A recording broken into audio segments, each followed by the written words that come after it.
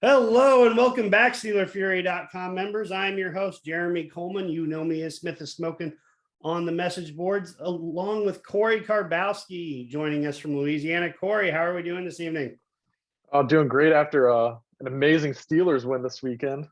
Yeah, boy, I was there for that game, and yeah, I've got a little bit of a story. Might as well dive into it right now. So on that last Bengals drive, not only do the refs basically let the Bengals march all the way down the field with absurd penalties and all that, they score last second.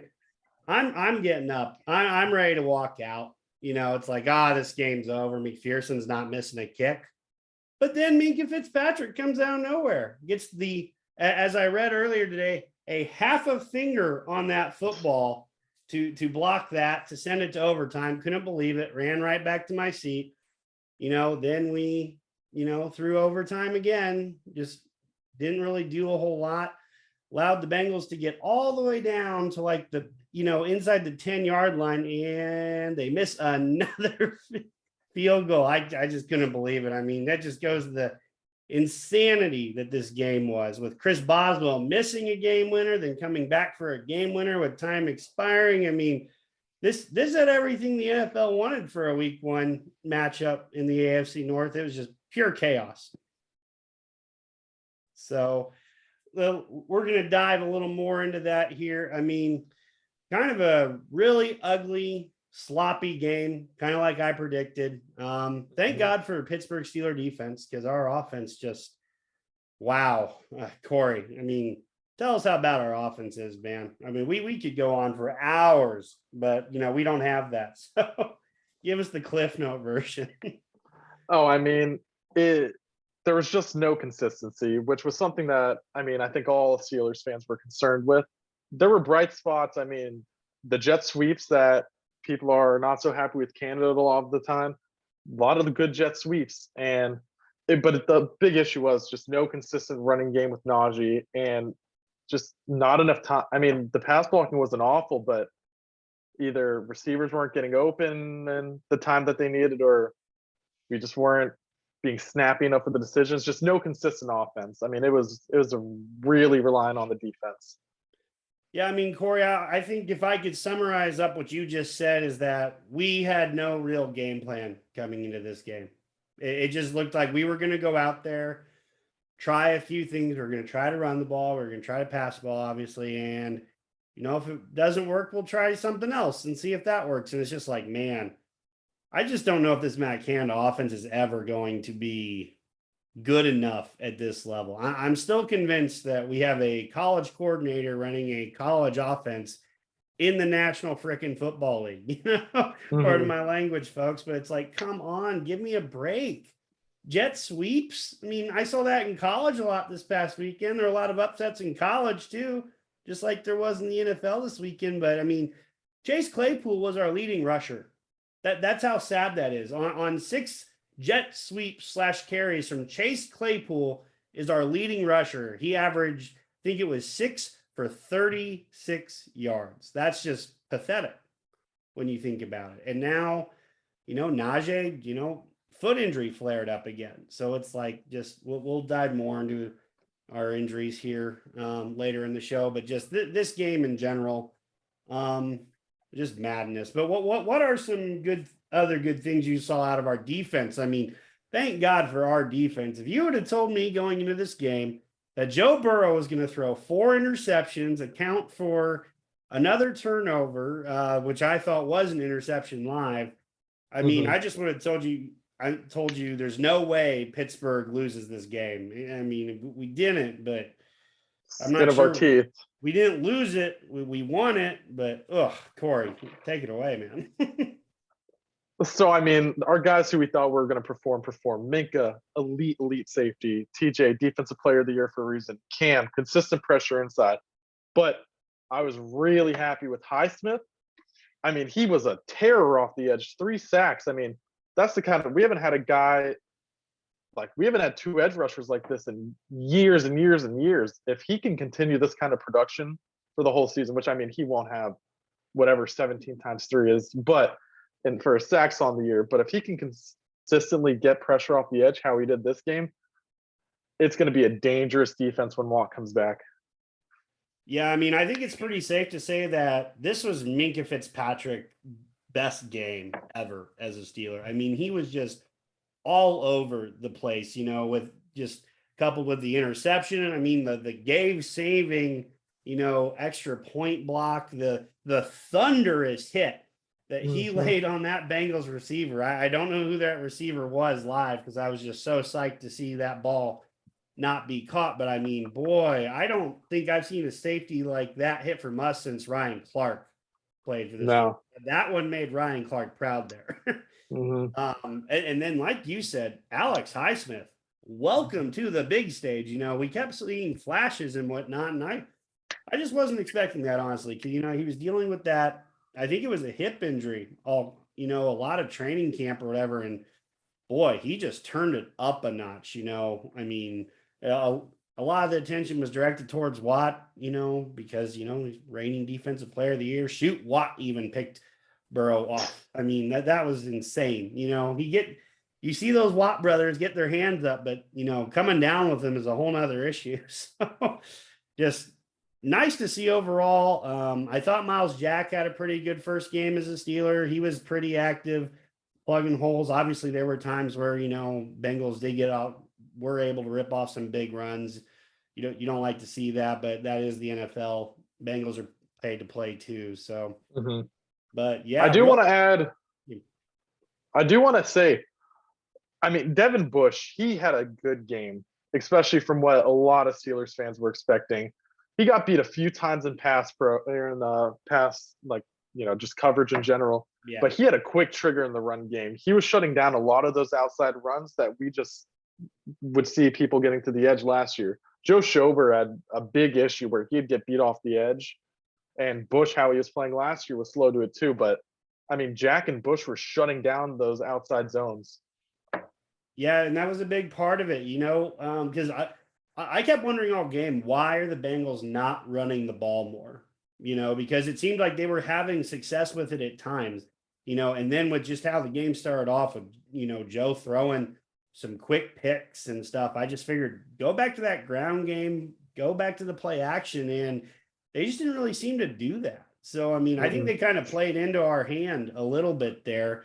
It was, and Pittsburgh took advantage, 4 picks, 7 sacks. I mean, Highsmith with 3, Watt with 1, Hayward with 1, Spillane got in there with 1, and then a big one in overtime. Arthur Millette came off the edge and caused that fumble and reminded me of a rule that I had completely forgot about because, especially live, we just saw whoever, I don't know who it was, pick that up and start running with. And I was like, that is so like this game for us to get a big sack like that, take them out of field goal range, and then they pick up the ball and go get it back into field goal range, only to find out that the only person inside 2 minutes that can advance a fumble is the fumbling player. So, I mean, kind of lucked out there. I mean, Steelers got a lot of breaks this game, like I said before we hopped on here, sometimes it's better to be lucky than good. Yeah, a little bit of combination of all that. And I think the last thing I'll do, closing out this, I thought our corners did pretty good, but I actually thought Mitchell Trubisky played well enough with what we gave him. Like you said, the pass protection seemed to be just enough most times for us to do something. But boy, going forward, if we are really going to be counting on him to be making some high level throws, I think it's going to be a very long year. I didn't see Pittsburgh really try to challenge that Cincinnati defense very much. I think I only saw 2 balls, that were thrown over 30 yards down the field. It seemed like everything was short. And then for a team that ran all these little quick bubble screens and stuff, I don't think I saw one on Sunday. So that just goes to the maddening thing that, we've been talking about with this Matt Canada offense. Just where do you go with this? There's just no consistency. No plays are being built off other plays, except for those jet sweeps. Might be the only play that he ever builds off of is a jet sweep. But it just seems like we're going to have a very long year when it comes to offense, Corey. Yes. And the one thing, it's going to be hard to ever really build an offense when you can't get a run game going, Yeah. because then there's no play action game, and the Bengals can do what our edge rushers were able to do and just pin their earbacks and get after the QB. So until they really get that run game going, it's going to be difficult. Yeah, and this game proved to be very costly for Pittsburgh too. Mhm. Uh, well, when TJ Watt, got injured there towards the end of the game, we saw him. I saw him walk. We all saw him walking off the field with his arm just limp. We were like, "Oh God, that does it." That there goes his season. To me, that looked like a broken collarbone. You see that shoulder slump all the time. It's like, oh, he can't do anything with it. And then, I found out on Twitter, everyone was saying as he's walking off the field, he's saying, I tore my pec. I tore my pec. Thank God we got some good news today where it sounds like he's going to be able to avoid surgery, but still probably be out for at least a month and a half.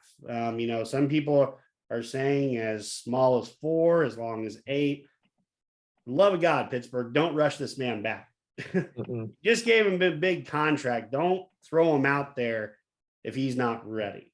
That is a big concern of mine is, for Mike Tomlin's quest to be in the, Pittsburgh Steelers quest to be competitive in every game that they play. Do not put him out there if he's not ready.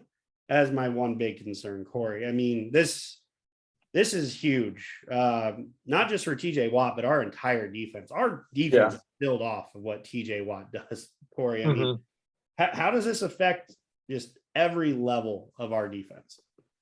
I mean, you see the dominance when they have to waste a running back to chip or a tight end to chip him every single play. That's taking someone out of coverage. That's letting our linebackers get into space. I mean, pressure gets picks. That's the saying that goes for every level of football. And when you lose TJ Watt, you're going to lose a level of pass rush. So, I mean, other guys are going to have to step up. Cam Hayward, Alex Highsmith, Malik Reed. I mean, those guys are going to have to maintain getting pressure because you can't replace it. Like, you can't make that pressure up, but you have to at least help your DBs out because it can't just be a free for all on the back end. No, you can't just let a quarterback sit back there and play 7-on-7. That might be how the NFL wants it to be moving forward, with the high scoring offenses and the tons of fantasy points and all that. But there's no pressure.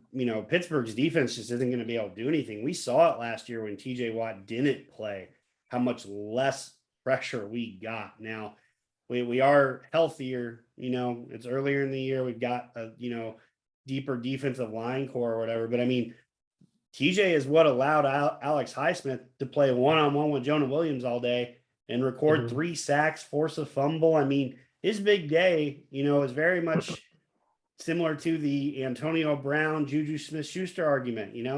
When there's a star player that you always have to have your eye on, option B can do a lot of damage. And I think that's kind of what we saw from Alex Highsmith, but now, we need him to step up and be the alpha rather than the beta. So it'll just be interesting to see if he's capable of doing that. Well, like you said, the newly acquired Reed, I mean, he's going to be starting a lot sooner than we all hoped he would. Thank God we traded for another outside linebacker because we need him bad. So, and then another injury, we didn't see him for the rest of the game. Pittsburgh says he's okay. I have my doubts what that is. Najee Harris, he had to leave the game. Sound like, little complication with his Liz Frank that he sustained in training camp.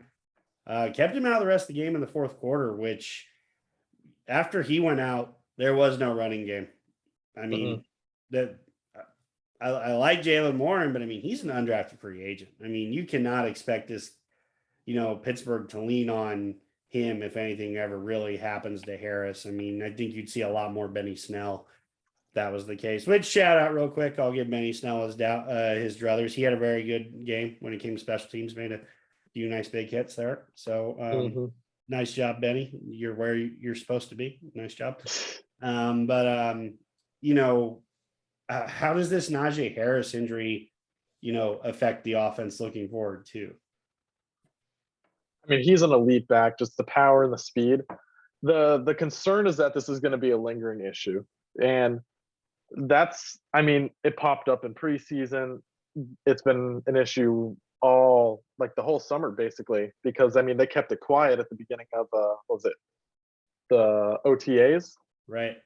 So I'm not even completely against the fact of completely against holding him out, because just for this game, because that's the guy that you need to have healthy, because Benny Snell and Jalen Warren, they're both great special teamers. They can protect for you in the backfield, but they're not super fluid runners that can give you what Najee gives you. That's a guy you're going to need to be healthy for the remainder of the season.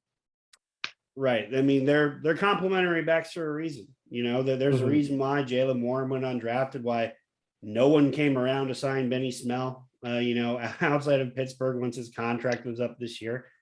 So it just kind of takes me back to the offseason as is like, this was the plan in case Najee got hurt further. It's just, it just, mind scratching, just incompetence. If you ask me, that our backup plan as well, we'll let Benny Snell and an undrafted free agent, or Anthony McFarland, who's, still on the practice squad, we'll use a combination of these backs to try to supplement an offense that we, hope is decent this year. But let's face it, we saw them struggle week 1, and Cincinnati's not an elite defense by any means. So just the fact that, it sounds like if we would have to rely on them, it's going to be a very long year. So hopefully Najee, he might get the Ben Roethlisberger treatment, every Wednesday off, just kind of be really careful with his load management and practice, and all that. So, and then Mason Cole went out. Luckily enough, he was able to come back in the game. It was an ankle injury, got it tape backed up. So, that's another position where we cannot afford to have any sort of injury. Any injury on the offensive line is going to set this offense back even further than it already is. So, and I do want to say one thing about Mason Cole. He hasn't been some dominant force by any means, but there's a big difference from last year when Kendrick Green was getting walked into the backfield every other play. It's just nice not seeing your center getting pushed into the quarterback's lap. Yeah, it's actually nice to have a wall where, rushers actually get stopped. I didn't realize that was a concept again. So, and ladies and gentlemen, Will is joining us. Will, how's it going tonight?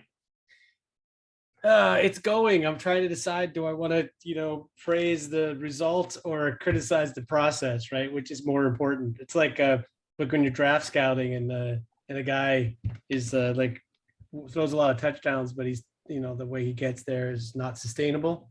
So yeah, we've been doing a healthy job of little bit of praise, good amount of criticism. Nothing's been off limits, of course. There are no limits to this show. We say it how it is.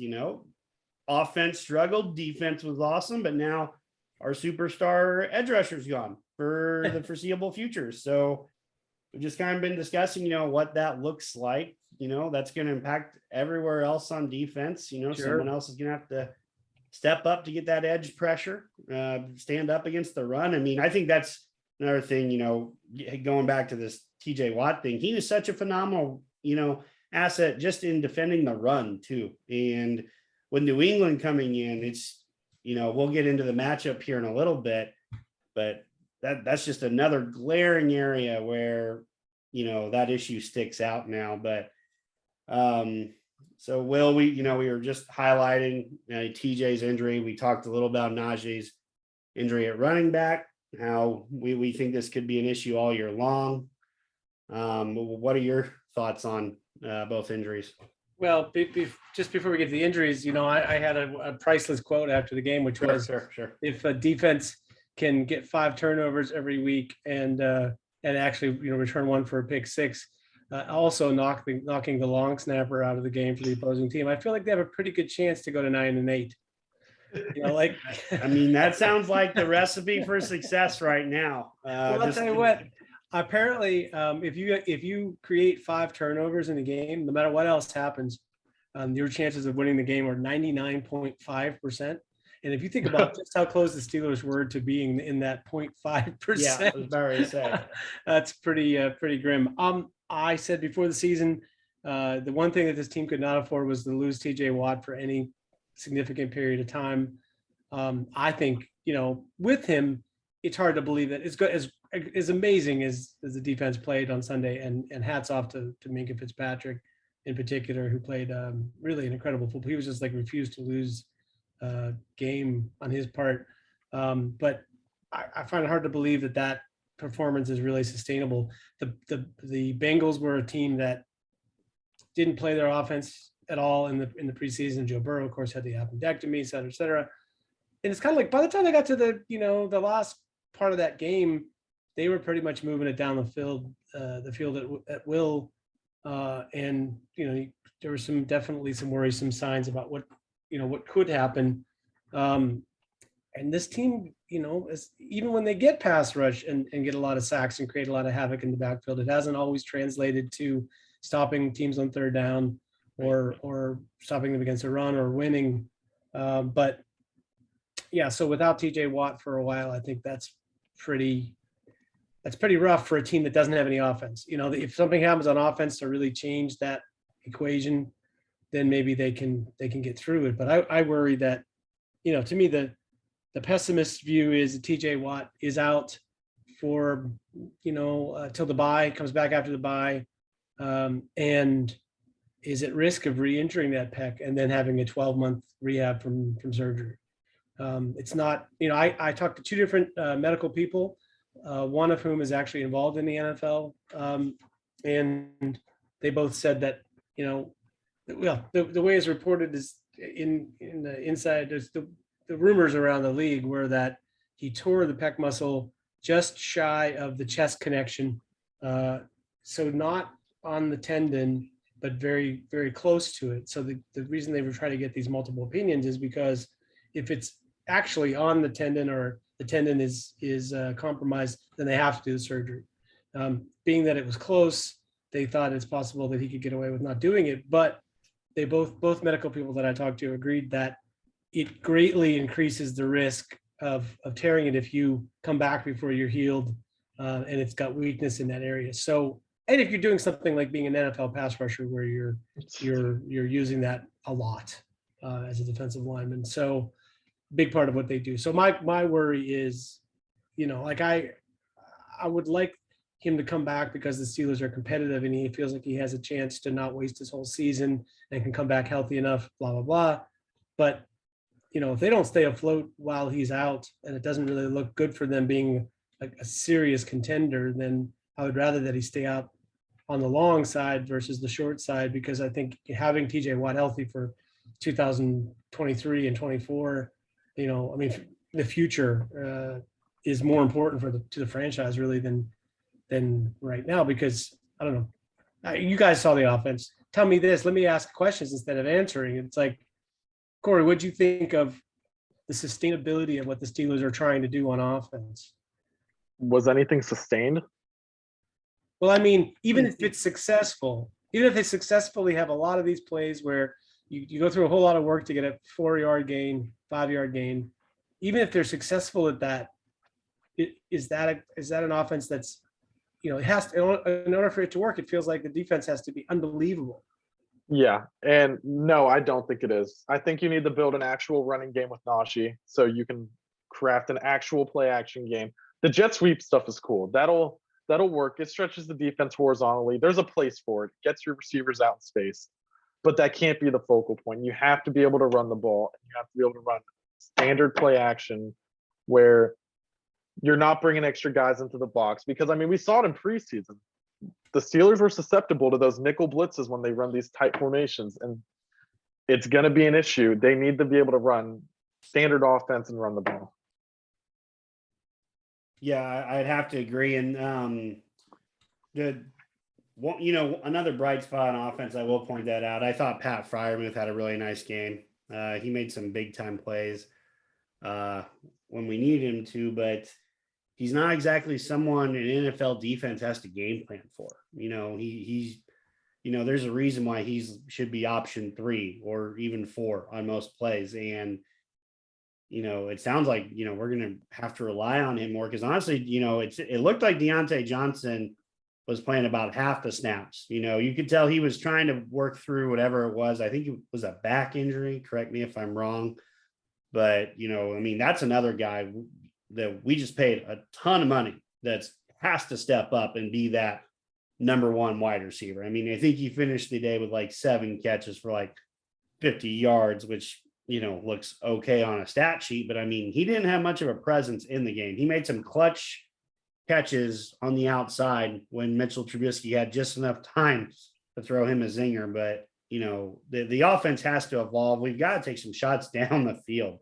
I was telling Corey earlier, I think we only took 2 shots down the field that were really over 25 yards all game long. And one was a throwaway, Well, if they require a ball that has to be precision, pinpoint, accurate, 1 foot outside the sideline in order to be completed, it doesn't even count for me. It's like if you're not throwing something vaguely in between the numbers downfield, right, it just feels like it's a cheat. It's like, yes, we're throwing it up on the sideline, but we're throwing a ball that has a limited percentage chance of working. I don't know. We're going to get into the matchups, but this matchup this week is going to be, if you love the U-shaped offense, featuring a lot of short throws, runs to the edge, a lot of runs up the middle, and very little throwing to the middle of the field beyond the line of scrimmage, you're going to love this week's game because this features two teams. I think New England looks like a team that is more committed to the U-shaped offense than the Steelers are, and their defense is set up to stop that offense. That's what they're really, really good at. Kyle Duggar will stop every little toss to a wide receiver who's supposed to run with the ball. They'll get 2 yards or 3 yards instead of 15 yards, So, yeah, it's going to be a real interesting week for the fans of offense. You might as well play some golf or something. Right. And for all you, guys that like to put money on the line, put it on the under. It will not be the over. It will not be the over. I don't know what the over under for this game is, but God, it wouldn't surprise me if it's 20, that's how little I expect from these offenses this weekend. But I'm trying to remember the lowest over under number I've ever seen. I think I might have seen 25 once. I was about to say, with I want to say the Seattle and their peak defensive days. I think they might have had a 25 once. But yeah. Right. So Will did a nice job of getting us into the matchups here. Corey, let's throw it to you first here. What do you think matchup wise? Give us a matchup we need to be looking out for this weekend. I think the biggest one is Matt Canada and Bill Belichick. We're not going to get 4 interceptions. We're not going to get 7 sacks. The offense is going to have to play better, and the Patriots have a better defense than the Bengals. So, this should be where Canada could have one of his better games because he hasn't thrown a lot of stuff out there on film. He can really game plan. He has a week of film on the Patriots. He can come up with a bunch of wacky stuff where, it's not week 15 and he's already burned most of it. So this is the week where he can really get creative if he wants. And we're going to need him to because, like I said, we aren't going to get 4 picks. We're not going to get 7 sacks. We're going to need the offense to actually put some work in and sustain some drives. I actually think Matt Canada's offense should be very well for Bill Belichick because, one, we don't have a strength to take away. That's what Bill Belichick does. He takes away your strength, and we don't have any. You know what? The jet sweep's not going to work this week. That's what it is. They're going to take away the jet sweep. No kidding, man. I don't know if you watched their game against Miami, but they're such good at open field tackling on the edge. That whole Dick LeBeau thing of tackle the catch. That's New England to a T right now. Like they will let you do all that, half roll the quarterback and throw to the tight end for a couple of yards, and they'll take away the deep guy, let you throw to the short guy, and then tackle him immediately. And that makes it so hard to sustain drives. That's what your whole offense is built around. And then, as far as I can tell with Matt Canada, watching him both at his offenses at the last 3 stops or whatever he's had, it feels like the key to it is, it's all these plays that are elaborate amount of execution in order to like get small gains. So it's like sort of like a low risk, low yield most of the time. And then every once in a while, throw in a trick play or misdirection that's designed to, like the other stuff's designed to sort of lull you to sleep. And then we'll give you some misdirection with the jet sweep, or we'll do a trick, trick play of some kind. And that seems to be the MO. That's like even what they did at Pitt, even the best year he had at Pitt, where before he went to Maryland or whatever that year was, there was some cool stuff they did that was like, different looks on offense to make you have to account for different stuff. And that was a year like they threw to the, offensive tackle screen and weird stuff, right? So like that's fun and great, but I don't think that jives with Mike Tomlin's vision of what he wants the offense to be. So I feel like even if he could be more creative, he's now leaning more towards Canada's leaning more towards his set of priorities that are, like I said, stuff that's designed to get, to not lose yardage, stay ahead of the sticks, quote unquote, and hopefully somebody breaks a tackle on third down. And I've seen enough of that in the NFL, both from the Steelers and from other teams to know that unless you have a quarterback who's willing to transcend that at the end of the game, it doesn't work for anybody. I don't know anybody who's doing that that's really super successful with. Will, so are you saying that the Steelers don't have an identity on offense? What a shocker. They do. They're trying desperately to be boring. It's like they want to, like I said, no plays, no negative plays, whether it be loss of yardage that gets you behind the sticks or penalties, or turnovers, of course, especially turnovers in the middle of the field, and take some shots on the sideline, but make them one-on-one battles rather than trying to beat a safety, or throwing a ball that is to my guy or nobody, just to reduce the risk. They're all about reducing this risk of, we don't want to get behind the chains and then have to have our quarterback sit in the pocket and know this pass rush is going to come past our offensive line. So yeah, that's their identity on offense. And when you don't have a running back who's a game breaker, who's a threat to turn a 2 or 3 yard play into like a 20-yard play.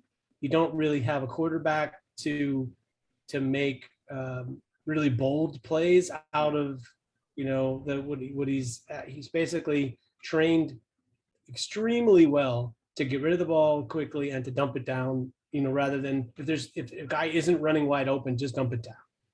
So that to me is the identity. I would love for one of you guys, Corey, you want to argue with me and tell me it's something else. Go ahead. Jet sweeps and failed zone runs behind it because we run a safety down to the box.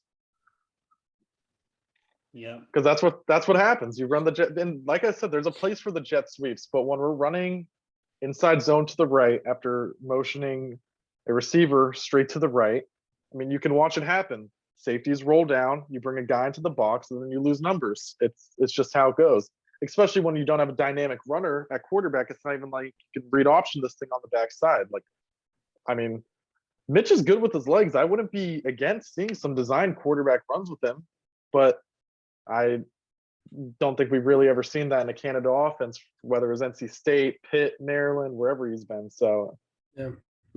And the other thing is, you're bringing. They don't want to spread the field. They never spread the field. They've always got tight formations. So they're bringing more defenders closer to the box, and I think this week in particular it really hurts them because the defensive backs for New England are really good tacklers. It feels like they went out of their way to have bigger corners who can tackle. It's very much like the Dick LeBeau corners, like what they were after, that they've determined now that everybody's trying to do the same thing. They're trying to stretch the edges with jet sweeps and these little quick, wide receiver screens. It's become the running, the basic running play of most NFL teams. Or if you're a team like Pittsburgh or New England, it supplements your run game. You pay a lot of, maybe too much attention to trying to run the ball, and then you're like, oh, but we also throw a 2-yard wide receiver screen or run a jet sweep.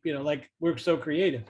But I think New England has really honed in on that for the way that they're, what they're trying to get on the edge is players who can make plays in space and tackle. And they basically would have been in that game with Miami, but the their offensive line was not able to protect. They gave up a defensive touchdown and guys dropped the ball, so it's like they're defensively, it wasn't like Miami really lit them up. Miami's offense did not really light up the screen against New England. It just, they had one big play before halftime. That was a blown, three guys had a chance to make a tackle, run into each other. And then, the defensive score. So I wouldn't expect the Steelers to have a lot of success with that, the stuff that they like to do best. New England's good at stopping the run. They're good at plays on the edge, tackling in space, the wide receiver screen, jet sweep. So this is a week where you're really going to have to attack the middle of the field. Yeah, definitely agree there. I'll flip the script here, go with some defense versus their offense here. The two guys I'm worried about the most are the offensive tackles. They both get decent push in the run game, and with no TJ Watt, you're asking the guy we just traded for, Chris Reed from Denver, or sorry, is it Chris Reed or Malik Reed? Sorry, I don't know who Chris. And Jameer Jones. Jameer Jones, did he have more snaps than Malik Reed? I think he might have. It was close. He's a hustler. Yep. He's a hustler. He got on the stat sheet. I was looking it over, obviously, before we got going here. He actually got his hand on a ball too, deflection wise. But I'm worried about the edge matchups. If this is a team that can establish the running game, we're going to be in a load of hurt. Our defensive line is going to have to step up and make sure they can't create running lanes for these guys. Damian Harris and Ramondre Steven, they are big running backs. They are. Taking on Miles Jack and Devin Bush and Robert Spillane, those guys are relishing, those matchups right now because they know they can put a shoulder down and get through some of those tackles. So we've got to do a good job of keeping our linebackers clean so they can flow to the outside, make plays. Corey made a great point earlier. Devin Bush had a decent game this past weekend with him getting to the edge, being able to shut some things down. But if those guys are getting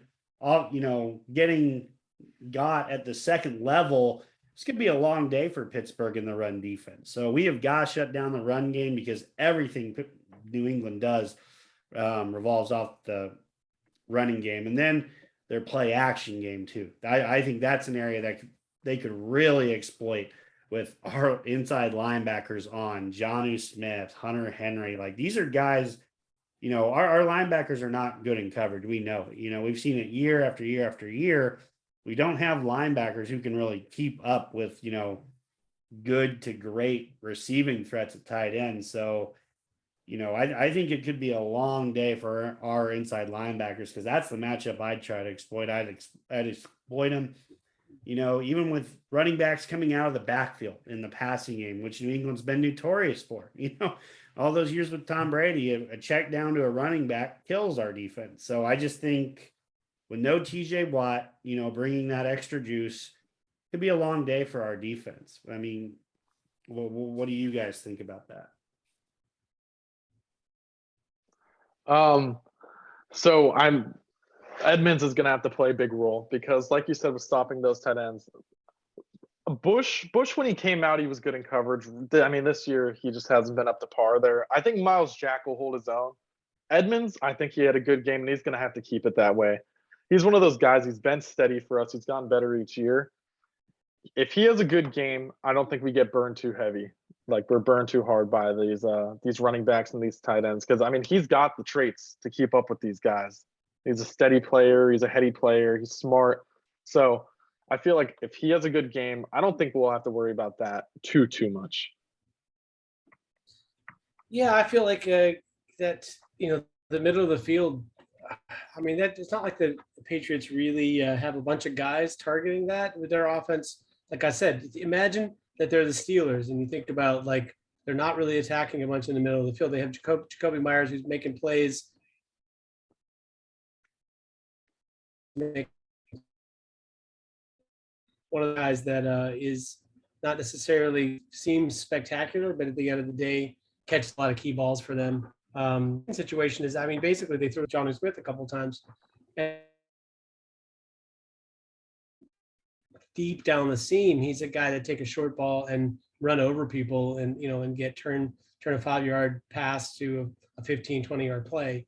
So that means a guy like Edmonds, the guys like Devin Bush got to make, they'll get balls to him, but they can't let him turn those short throws into big plays. I mean, you got Minka involved in that as well, and I think it's pretty easy to trust him. But much like the Steelers don't really have one thing to take away from the other team, New England is sort of like that. Really, the only thing, I guess, if I'm a defensive coordinator and I'm trying to figure out what to do with New England to take something away from them, I guess it would be their run game. But their run game is really multiple. Like the Steelers run a lot, but they don't have a lot of variety in their run packages. New England not only runs the ball a lot, but they seem to have a lot of variety in what they do. They strike me as closer to, they're not quite at this level, but you guys are too young to remember really the Steelers of the 70s, the variety in their run game in terms of the blocking schemes and what run calls were. They probably had as thick a book of run play design as any team I've ever seen. And New England is not quite at that level because I think modern football, they don't spend as much time doing that. But yeah, they're very multiple in the run game. And I feel like it's hard to take it away because if you do one thing, they'll counter that with something that puts you in a really bad position or traps you out of the play. So yeah, slowing them down in the run game to me is the thing that last year I would have had no faith in the Steelers doing. There were some promising results this week against Cincinnati, but we'll see if they can sustain that against New England. Yeah, last thing I'll kind of throw out there matchup wise is I'm not really scared of any New England wide receiver specifically. They don't really have anyone who goes out there and dominates. I think they've got a lot of guys who are good at moving the chains. They do have that rookie from Baylor, Tyquan Thornton. Injured, IR. Yeah, he's out. Oh, really? Luckily. Well, you shouldn't smile at other teams' injuries, but I guess I kind of gave that away. I am smiling. But so, I mean, with that, they don't have a down the field threat. So, I mean, I just think there's going to be so much of both offenses really are going to be, just chain moving type of plays, and I think that's really all you're going to see most of the game. I do think Pittsburgh, if they so desired to get away from what we think their identity is now, I think this could be the week where you take a few deep shots with George Pickens, with Chase Claypool. Mm-hmm. If you can't get, a big jump ball play going, but that would require, Pittsburgh's offensive line stepping up and giving him time to get to say, as Will put it, as, a NFL level throw between the numbers on the outside. You're, between the numbers and the sideline. So I think, I was disappointed. I honestly thought George Pickens might get a few more looks, but I mean, he caught one ball for 3 yards. So I was disappointed. I thought he would be more of the game plan last week, but it is what it is. So with us kind of finishing up our matchups, let's move into our pick segment. We've got quite a few interesting games this weekend and quite a few non-interesting games because there should be some blowouts and then there could be some real tough games. First one I will go with, I think the Washington-Detroit game. I think this might be the first time Detroit's been favored to win a ball game in like a decade. That's embellishing it a little bit, but I mean, when's the last time Detroit's been expected to win a football game? I mean, right now the line's 2.5 in Detroit's favor. Yeah. Corey, what do you think about this game? I like the Lions a lot. I'm a Dan Campbell believer. The Eagles are a good football team. The Lions really played them tight. And I don't think the Jags are a good football team, and the Commanders played them really tight. So I think I'm going to the Lions, and I think by maybe like 10 points or something like that. I think they have a sturdy win. Wow. Wow. By the way, first of all, my question is, why would you be asking us what our opinions are about the games after the performance that we put in last week? I think I went 0 for 4. All I know is I could not figure out why. I mean, I should have learned that is a betting lesson. It's like when the line seems ridiculous and you're like, I don't understand why Minnesota would be favored in this game by 1.5 points. it's usually an indication that they know something that you don't know, apparently, because man, that was like that game wasn't close. Yeah, I mean, football in general last week. I mean, last weekend was the most top 20 upsets in college football history, but they had like 7 upsets. And we're not even talking the NFL. And then, I mean, shoot, the NFL, I mean, there were some real doozies too. You want to know who is leading the AFC South right now? The 2 teams that tied on Sunday. We have 2 division leaders that didn't win a ball game. They played each other. I mean, that's incredible. I could not believe that when that happened, because I was at the game. So it's like, I'm catching the scores as the update, and I'm like, oh, Indy will come back and beat Houston, and then Tennessee missed a field goal to win it, and Jacksonville ended up losing to Washington, and now it's like, good God, we have division leaders that haven't even won a football game. I mean, that's just mind-numbing to me. Well, I will say this: Week 1, I said this last week on the show. Week 1 in the NFL every year is the most topsy-turvy, difficult to pick. A lot of weird results. Week 1. I harken back to 2003 when New England went in with Tom Brady, went into Buffalo and lost 27 or 31-0 in Week 1. Right. And they lost one more game the rest of the year that they won the Super Bowl. So it's like, imagine if the Steelers had lost 31-0 at Cincinnati. Like, people would be like, forget it, they're done, they're vying for the number 1 pick. And it's like, you could lose that way on Week 1, and maybe it doesn't mean anything. I always say 4 weeks. See, let's reevaluate everybody and everything after 4 weeks. But getting back to the Lions, I can tell you the answer. The Lions have played in 24 consecutive games where they entered as the underdog. So provided that they remain the favorite up until kickoff, they will break that streak. The last time that they were favored to win was November 22nd, 2020, when they went on the road and were 1-point favorite against Carolina Panthers, playing their 3rd-string quarterback as a starter. So even that was too much for bettors. They were like, And Corey, guess what they did in that game? Lost. They lost 20-0. That sounds on par. The last time they were favored. So anyway, as far as this game is concerned, Washington's a weird team. They're the team I look at in the league where I feel like they got some players there, and I just don't understand how they utilize them. And this goes back to the last 2 years where they had a running back who was a converted wide receiver that they would take off the field on 3rd down. And then they're unhappy about his performance as a running back, so they replaced him. I'm just like, okay, guys, like I don't understand. Why did you draft the guy if you're not going to use him in a passing game? He runs, and he's a guy that runs a 4-2, and you're not just spreading him out wide on some linebacker. Like, what's wrong with you? Like, I don't understand. So in general, Washington does some mystifying things to me, and I agree with Corey that Detroit played Philly tough last week. Like, they really were just like kind of one play behind. In fact, they tried an onside kick that was like a quote unquote surprise onside kick, which apparently they have done more than any other team in the NFL, I'm told, over the last 2 or 3 years since they changed the rules. And they're pretty successful. They've tried more and they've recovered more than anybody in the league since then. But I feel like that was kind of the difference in the game. They gave the Philly a short possession, or short field whenever Detroit kind of had the momentum, and that kind of felt like that was the difference in the game ultimately. So it's like the kind of thing you do when you don't feel like your defense can stop the other team, maybe, or you're way behind or something. But they did it at a time when they were kind of rolling and had some momentum and the crowd behind them and whatever. So I don't know. I like Detroit in this game. Sorry, long way of saying the answer to your question. Who do I want to pick? I think Detroit. I expect them to build something this year and be ready to like add a big piece in the draft next year, like a quarterback for the future. But yeah, this is one of those games where they demonstrate that they're not the lowly, doormat of the league that they once were.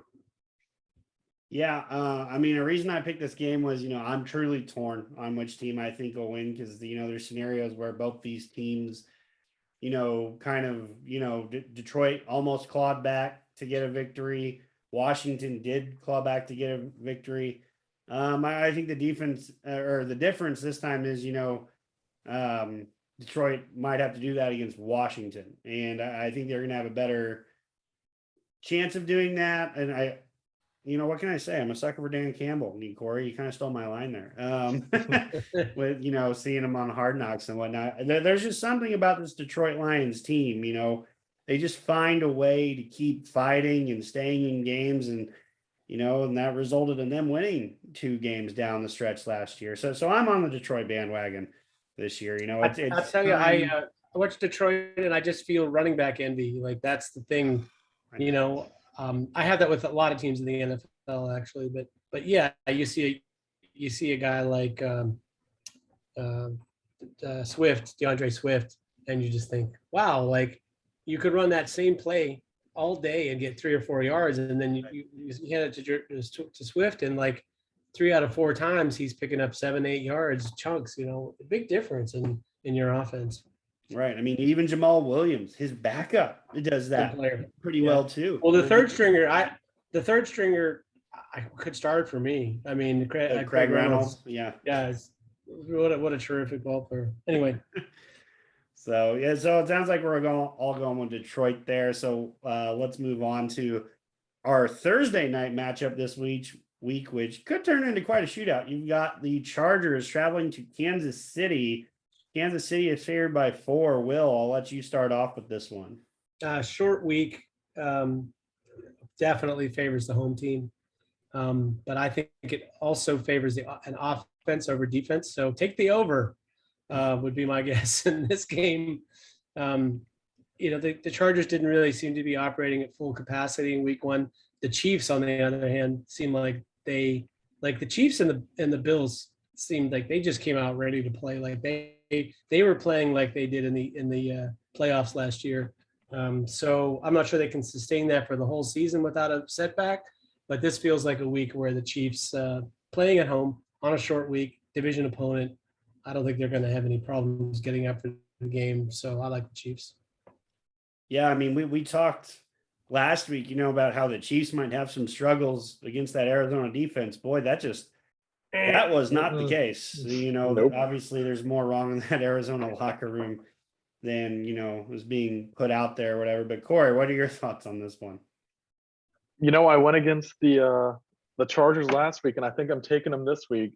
The people forget a lot of the times the Chargers have the best tight end eraser in the league in Derwin James. Oh, yeah. I don't think Kelsey's going to have a repeat of what he did last week. And I mean, I'm a huge Herbert fan. I think he can go punch for punch with Mahomes on offense. So I think you really make it hard for Mahomes to get it to his best player. And I don't think the Chiefs can do that to the Chargers. I think Keenan Allen and Mike Williams are going to get more open than Kelsey will this game. So I think I'm going Chargers in a narrow 38-35 win, something like that. Corey, I got a question for you. Derwin James or Harrison Smith? Derwin James.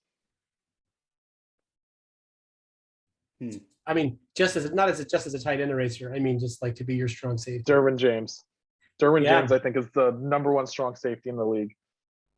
Yeah, I like Smith's all-around game. I think there's a lot of stuff that Derwin James does better, but overall, man, I just love the run support, the last line of defense, and his coverage skills. I'm a big fan of both players, but yeah, that was interesting. Anyway, did you pick this, Jeremy? No, not yet. I'll take both of those. Again this year. I'll take both of those players over Terrell Edmonds any day of the week. So I don't know how we'd work out a trade or anything, but that's not going to happen. But let me end that fantasy right there. But I think the Chiefs win this game. They just have the offense rolling. Corey, you kind of said the Chargers kind of struggled a little bit last week. I just think, like Will said, short week favors the home team. Their offense was ready to go. And I said it for the exact reason last week. It's because Patrick Mahomes is just this, the best quarterback in the league, barring, the competition from the top guys. And this is going to be an elite quarterback duel, between him and Herbert. But just Mahomes is more, he's more polished. He knows, I think, better to go with the ball than Herbert at times. I think Herbert's still a young guy. Still developing a little bit. I'm always going to be taking Mahomes and the Chiefs. I don't, the line's 4. I think they'll win by 4. So I'm taking the Chiefs too. Chiefs found a lot of creative ways to get the running backs involved last week too. And getting those running backs on guys like Denzel Perryman, that's a win every day of the week. So, I mean, I do think Patrick Mahomes is better, but I don't underestimate the power of what Andy Reid's offense is like for a quarterback. I just feel like that makes a great quarterback look otherworldly. It makes a bad quarterback look okay. It just creates so many open looks for guys. That's the thing. Whenever I'm evaluating offensive coordinators, especially in the NFL, I just want to see get your quarterback some wide open looks because of the play design. Once in a while, it doesn't have to be every play, but like you get 5 or 6 plays like that a game, it makes a huge difference between just moving the sticks a little bit and actually getting some big plays. Absolutely. So you and I we went with the Chiefs. Corey, you went with the Chargers. We'll see how that one turns out. Let's go one more game. Let's go Tampa Bay at New Orleans. This game has been extremely lopsided in recent memory because the Saints have done a great job of limiting Tom Brady. Corey, what do you think about this matchup? I think I'm going to go New Orleans. I watched that game, and I mean, Michael Thomas. I mean, he hasn't played since 2019. Nothing at the half, and he came back 5 catches, 56 yards, 2 touchdowns. I mean, something like that. I think Kamara's going to have a better game than he did last week. Yes, there's some rust with Tom Brady. It's not going to stay that way, but I still think it takes one more week to kick out. He's always had trouble with Dennis Allen. I think the Saints get a super, super narrow field goal game winner. Gotcha, Will. I think the Saints are Tom Brady's new Miami Dolphins. The team that within his division, whether they were good or bad, just he had a hard time with. So I also like the Saints narrowly. What's the spread in this game? Tampa Bay is favored by. Hold on here. Tampa Bay is favored by 2.5 right now. Yeah, I'm taking the Saints in the points for sure. I just feel like their defense is New Orleans defense very, very good, and right now Tampa hasn't really sorted out that tackle situation on offense, and that was a problem for them last week for sure. I mean, although they're it's Micah Parsons who can make a lot of guys look silly, but yeah, that was not a good situation for a statue in Tom Brady. Yeah, why the hell couldn't we trade up for Micah Parsons? I mean, good God. That kid's going to be just phenomenal for maybe if he had played at Pitt or Ohio State, there would have been a chance. Yeah, Maryland. Right. Penn State was too far to drive. Yeah. Penn State was too far to drive. It's kind of inconvenient to get up into the mountains.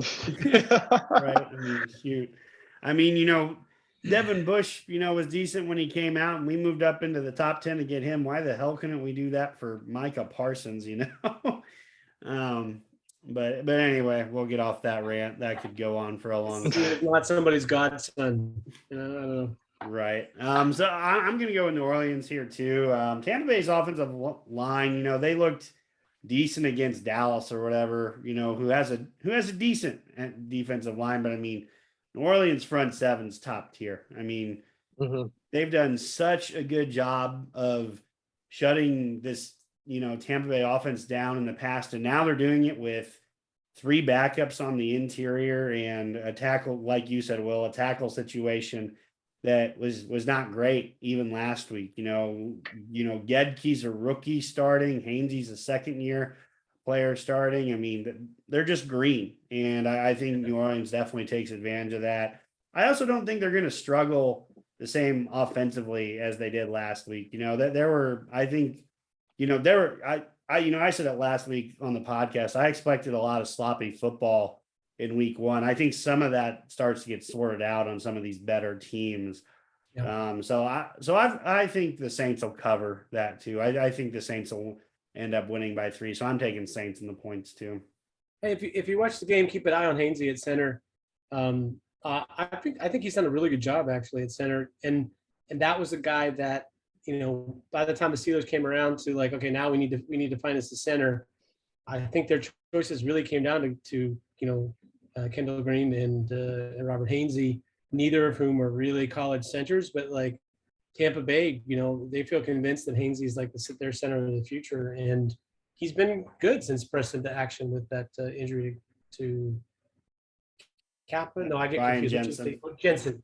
Yeah. So when Jensen got hurt, they put in. But I think that interior of their line has been fine. It's the edges, the tackles that have been really an issue. But yeah, keep an eye on this game because, like you said, tough matchup with that really great front center.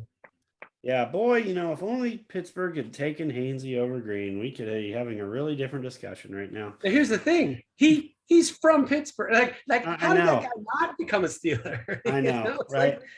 Like, he went to Catholic high school. He went to Catholic college. The entire front office of the Steelers is like from North Catholic. And he's a Pittsburgh guy who desperately wanted to play for the Steelers, and for some reason they didn't draft him. It's like it's nutty. Really. It's the same reason I thought Sky Moore was going to be like a shoe-in to be, a Steeler this year.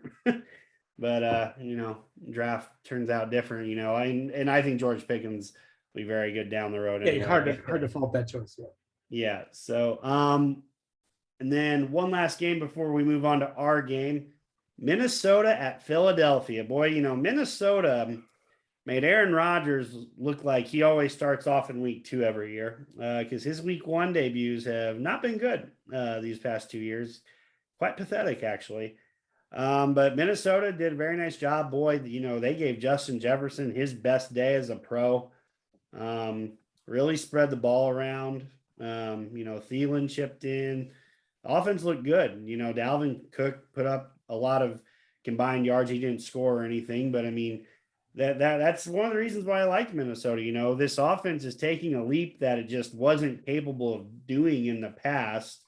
So, Will, let's start out with you on this one. What do you think of this? And right now, Philadelphia is favored by 2.5. Yeah. Thanks for giving me the tough one first. I think it's I of course discounted Minnesota last week, but I'll tell you this, I didn't realize that, we've totally revamped their offense. So it's a little bit easier to get behind them. I'm not really sure how good I think Philly's defense is. They're sort of, they feel like a team that is a risk reward defense. They're less interested in trying to stop everything that you do than they are in trying to take the ball away or make a big play to stop your drive. That's sort of how they're built, right? So a little bit of the kind of bend but don't break, and then try to make some, get some turnovers.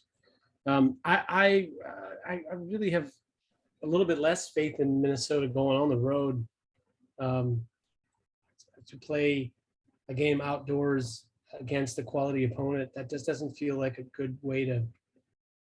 I think you could go broke trying to bet on Minnesota doing that over time.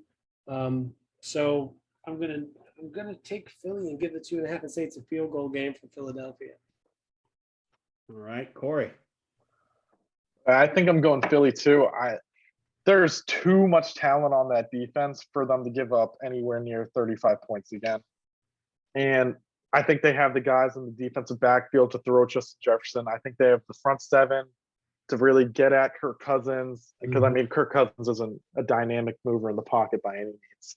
I think they have the front 7 to really get to him, make him throw under some duress. Maybe I'm just discounting Minnesota again, but I think I'm going Philly by a touchdown. Yeah, I'd have to agree with you guys because Philadelphia is at home, and I actually really liked how Jalen Hurts played last week. He was able to distribute the ball. The running game was very good in Philadelphia, as to where, Minnesota was able to shut down a very anemic offense, to say the least. I mean, Devontae Adams had more receiving yards as one receiver for the Raiders as all of Green Bay Packers receivers did the last week together. So the passing game is more explosive in Philadelphia with Devonta Smith, AJ Brown. He had a huge day. So I just think, that offense, which is really good, and a defense that's going to get better, kind of had a rough first week outing. I think Philadelphia is the way to go here. Even though I do like Minnesota moving forward, I think that the change in offense is going to do them wonders as far as their playoff outlook, as their outlook as a potential contender. But I still like the Eagles here, especially at home. So, with that being said, let's get to our illustrious 5-star matchup.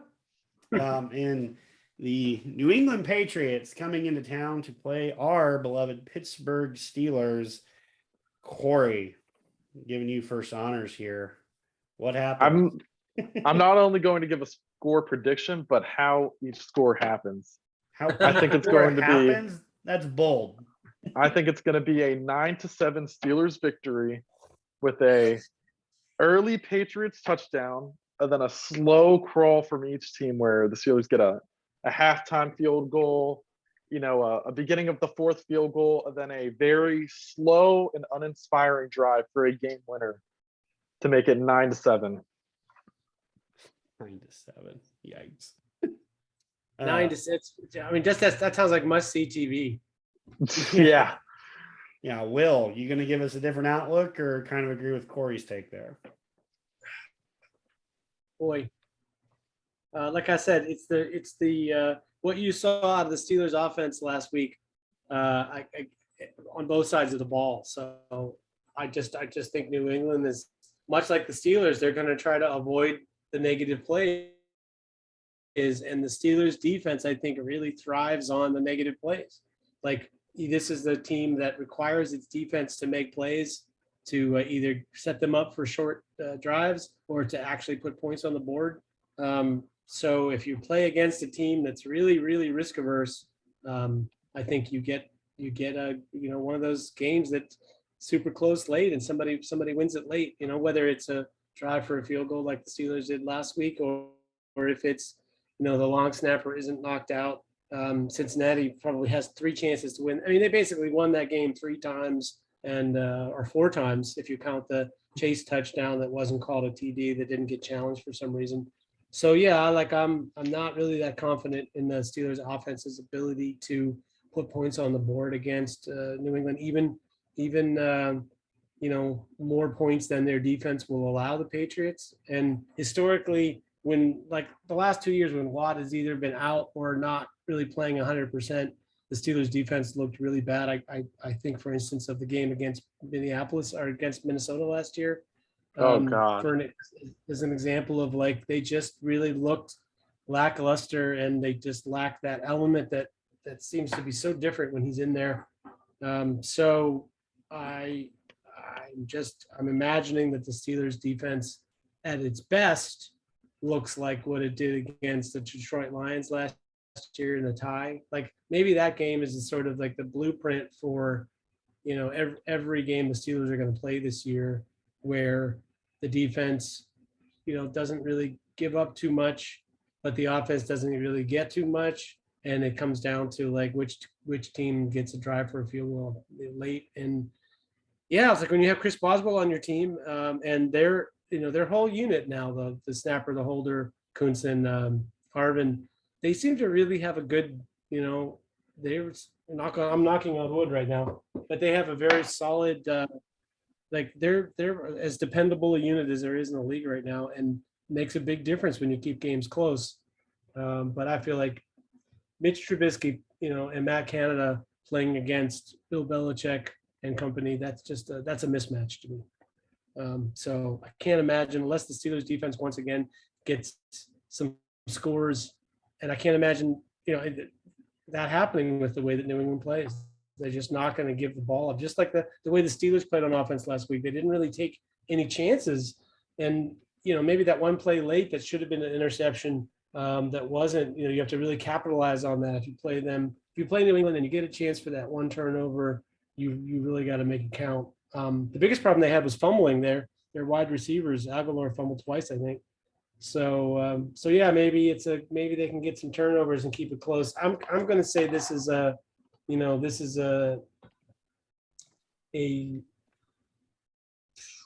16-9 kind of game. 16 to 10.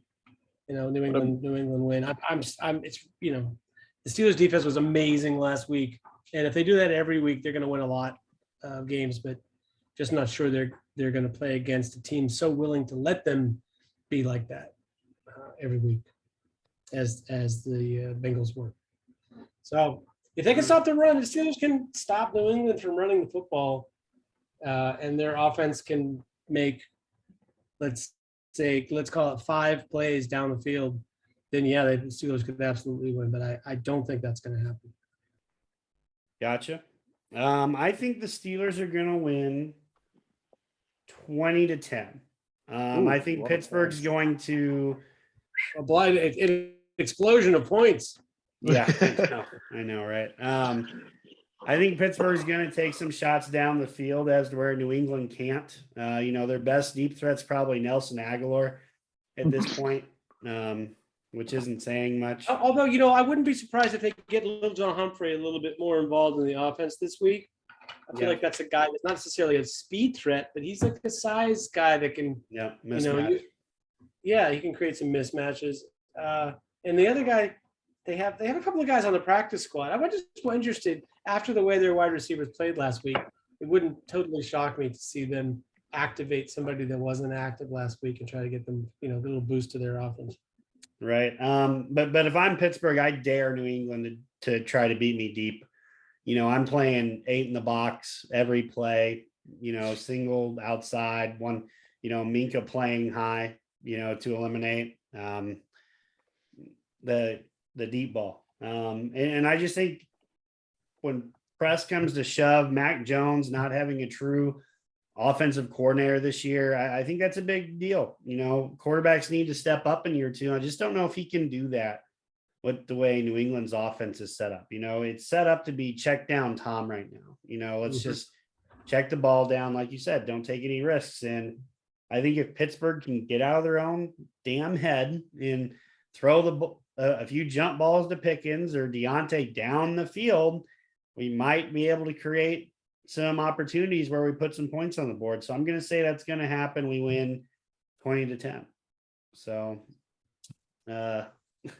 with that being our illustrious 5-star matchup, our NFL fantasy game of the week, Man of the mighty have fallen, a Steelers Patriots game that doesn't really get anybody super excited. It's terrible. Well, it's no longer Tom Brady versus Big Ben. If that would have been the case, 3 years ago, people would have been like, oh, this could be a big offensive showing, but this is not the case anymore. Going to be kind of how it is going forward. We sure Mac Jones and Mitch Trubisky isn't the best quarterback matchup this week? Oh, come on. Now, we've got at least one coming up on Thursday. That's loads better than that. But it's not as good as Joe Flacco, Mitch Trubisky, which is coming up. I still can't believe that Joe Flacco is playing. Let's go around with some last words. I do have. By the way, he threw like 60 times too. I saw that. Yeah, I know, it's crazy. He had 52 or something here there. He had 59 pass attempts. I wonder what his average depth of target was. Oh, good question. Yards per attempt, 5.2. Yeah, not a good day. That's a little higher than I thought. Although for the Jets, when you're a Jets quarterback, 5.2 might be one of their best performances they've had in a while. Yeah, that Jets offense is going to be stuck in the mud until Eric Wilson or Wilson comes back. At least he can throw, make a game exciting or whatever. But let's wrap this up, gentlemen. Will, we'll start out with you. Last words for this week. I am hopeful that the Steelers see a way to get Anthony McFarland on the field this week. I am not McFarland's biggest fan, but I can tell you that the way the teams have had success against the Patriots is winning with some speed running on the inside, like quick running backs who can get to the line of scrimmage quickly. Like their defensive front is pretty stout, but they take a minute to get set, and they win a lot with winning battles, but they don't necessarily win right off the snap, right? So they're a team that has a slasher or a guy that can get up the field quickly. And really the only guy the Steelers have that fits that description is McFarland. So it would be nice to see him get in the game as a little bit of a change of pace with some quick inside running game, because I feel like that's a weapon to be able to use against New England. I don't have a lot of faith that either that they will activate him or that they'll actually give him the ball in the situations. And anyway, I just would like to see some spice at running back. I want Najee to be healthy and successful, but I'm not sure he's either one of those things right now. So I just like the idea of mixing it up a little, or putting Claypool in the backfield and do some different things with him, maybe as a way to get into that. Although that's it's not, he's not going to be instinctive running inside, but I feel like he's a guy that probably could do it in a couple carries a games kind of situation. Well, Will, he is our leading rusher through week 1, so not a bad idea. Cordell Patterson, 2.0. Oh, if only he was as athletic as Cordell Patterson. Cordell Patterson's ridiculously good, man. For a guy that's ridiculous. Was not supposed to have any career when he came out. Nobody wanted him really. Yeah, I don't think anyone knew how to use him, the way until New England did, and the way, Atlanta started using him last year. I picked him in the Steelers board on our board draft for the Steelers. That I liked he him. came out, but and he's been in the league and had more success than almost everybody picked in that class at receiver. So you never know. Although he's a running back these days. So Corey, let's go to you, bud. That was a great segue for me, because I was going to talk about how I think we could see some big Chase Claypool wins from the slot this week. I mean, me and Will banged on the table for this all off season. I didn't think Chase Claypool was an outside receiver. I thought he was a slot receiver, one of those big slots. And I mean, you guys remember the Seattle game where they lined DK Metcalf up on Mike Hilton and they just picked on him? Yeah. That's what I wanted all offseason from Chase Claypool. And it looks like we're going to get some of that. I'm just really not sure. I mean, they could throw Kyle Duggar on Claypool, but they don't have a real big safety to really front him up and get in his chest. I think Claypool could have some big wins this week, slot fades, get him up the seams. I think he has an opportunity, because I mean, the Patriots backers, like we said, they're not athletic animals by nature. It's Juwan Bentley and Raekwon McMillan, I think. Yeah. Mm-hmm. So those aren't guys that could think to match up with them outside. So it's going to have to be on the safeties. And I think Claypool could have I think he could have a great week this week. I really do. Yeah, those are both very good run and tackle linebacker types, but no one's going to confuse them for dropping into coverage and making plays. Exactly. So you guys might make some good points. My last word here is going to be a little non-Steeler related, because this one just irked me to my core last night. I mean, Nathaniel Hackett. I mean, did you go to the Mike Tomlin School of Clock Management? That may have been worse than anything that Mike Tomlin ever did, honestly. I know. I mean, that's got to be about as bad of clock management all game, really, all game. I mean, yeah, everyone's going to harp on the last, minute of how that played out. But really, it was the play calls. They were all getting in late. The play calls were getting in late. I mean, I can't tell you how many times they had false starts because the offensive lineman knew they had to get the snap off before the play clock went. I mean, they had those. It was tough. It's always tough to play in Seattle, and Russell Wilson felt the 12th man for a change. But it's just like, good God, man, you got to be kidding me. I watched the clip of the Manning cast. That was my biggest mistake actually last night. I should have watched the Manning cast a little bit last night instead of just Joe Buck and Troy Aikman going at it all damn game. That was annoying as hell now that I think about it. But just God, to put it into words, I mean, to think about taking a timeout with 20 seconds left on 4th down to let a kicker kick a 64-yard field goal, which statistics say today is like 52 of them or 42 of them have been attempted in the last 50 years. Only 2 of them have ever been made. So only and none by Brandon McManus. No, he's missed like 5 of them or something, right? Yeah, he's missed. Right. He's over 6, I think. There's like a 5% chance you're going to make this kick, or on 4th down in short situations last year, I think it was 4th and 5. In that situation, teams converted 48% of the time, which leads me to my other point. You just gave Russell Wilson $248 million to not throw the ball on 4th down. Are you kidding me?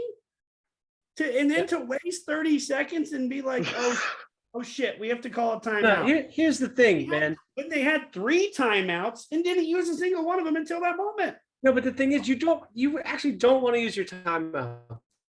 So you want to go for it on offense at 4th and 5, and you want to save your 3 timeouts and not use one of them to like talk about what you're going to do on 4th down, because you take your chances 50-50 of converting. If you convert it, great, you move on. If you don't convert it, you've got 3 timeouts. You're going to get the ball back if you play good defense. So it's like the worst thing you can do is let the clock run down and then call a timeout and then kick it. It's like in every iteration of the decision, you made the worst decision tree possible. Just to sum it up, Nathaniel Hackett, in your rookie head coaching debut, you sucked royally. I mean, like, of all the games Russell Wilson wanted to win this year, this was priority number 1. I want to go back to the team that want to give me money and beat them, and then you wouldn't let him try to beat them on the last plays of the game. I mean, just, I could go on all night on how horrible that head coaching job was last night, but we don't have that type of time. So. The Steelers announced he's on the short list to replace Mike Tomlin if Mike Tomlin decides to retire. They saw that clock management. They were like, "These are our kind of guy." Yeah, great. What if he can play offensive line? Yeah. Is he from Pittsburgh? That's just out of curiosity. Oh God, let's hope not. He might truly be on a short list. Hey, Dayball, Brian Dayball, by the way, also his rookie coaching debut, and was masterful in leading the Giants to that win. There's a win that your coach made all the right decisions down the. Well, welcome back to the league, Saquon Barkley. I mean, that kid looked great again. Like, visions of what we thought he could be. He looked pretty much back. I know it's only 1 week, but he did it against a pretty decent front 7 of the Titans too. There are no slouches on the front 7, but it's like Ben's last few years. Enjoy it because you don't know how long it's going to last with Saquon. Yeah. Yeah. Very true. It's very true. Could go at any moment. All right. Well, thank you guys for coming for another segment of the SteelerFury.com podcast show. I am your host, Jeremy Coleman, also known as Smith Asokan on the website, joined by Corey Karbowski and Will Massasak, as you know him as Bradshaw to Ben or Accidental Zen on Twitter. Thank you guys for coming in this week for another great episode. Go Steelers, and hopefully we get, some more points this weekend or a better looking offense, one way or the other. So with that being said, go Steelers. Go Steelers. Get the 21 points.